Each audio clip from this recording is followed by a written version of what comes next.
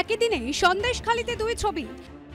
একদিকে সন্দেশখালীতে পরিস্থিতি খতিয়ে দেখলেন রাজ্যের দুই মন্ত্রী পার্থ ভৌমিক এবং সুজিত বসু, গ্রামবাসীদের সঙ্গে কথা বললেন। আর অন্যদিকে সন্দেশখালীতে বাধার মুখে পড়তে হলো ডিওয়াইএফআই এর রাজ্য সম্পাদক মীনাক্ষী মুখোপাধ্যায়কে।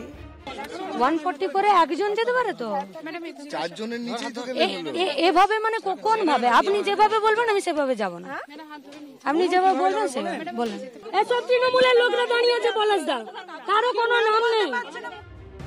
শনিবার একেবারে আজপৌরে বেশে ধামাকালি থেকে নৌকায় চেপে সন্দেশখালীতে পৌঁছে যান মীনাক্ষী মুখোপাধ্যায়। দুজনকে সঙ্গে নিয়ে পায়ে হেঁটে যান গ্রামের একাধিক বাড়িতে।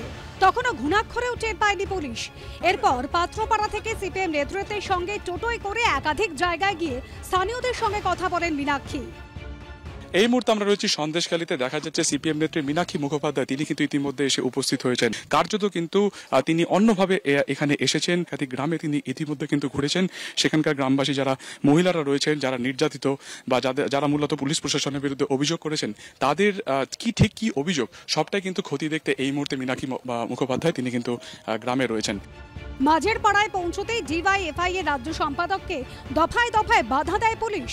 পুলিশের সঙ্গে বচসায় জড়িয়ে পড়েন মীনাক্ষী মুখোপাধ্যায়।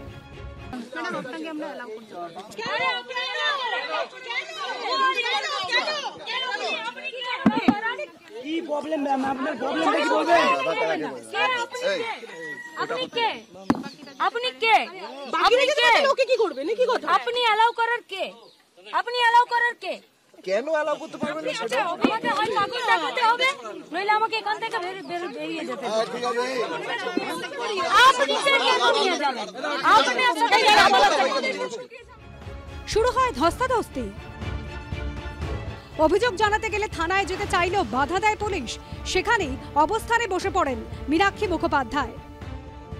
বেআইনি কাজ করছে, ওই বেআইনি কাজের জন্য ওনার বিরুদ্ধেই কমপ্লেন করব।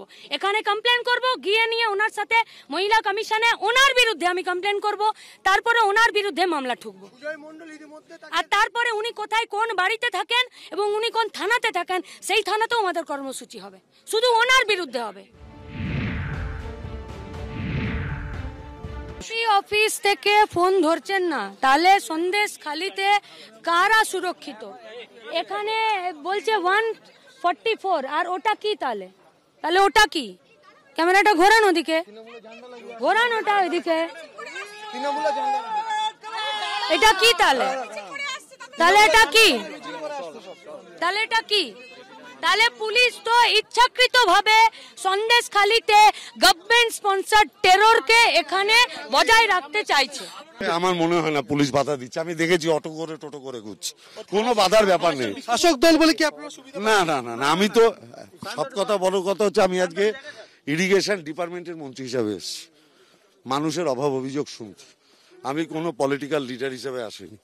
এক, দ্বিতীয় নম্বর, আমি মীনাক্ষী ম্যাডামকে দেখেছি অটো টোটোয় করে ঘুরছে, 50 জন মহিলাও সাথে ছিল।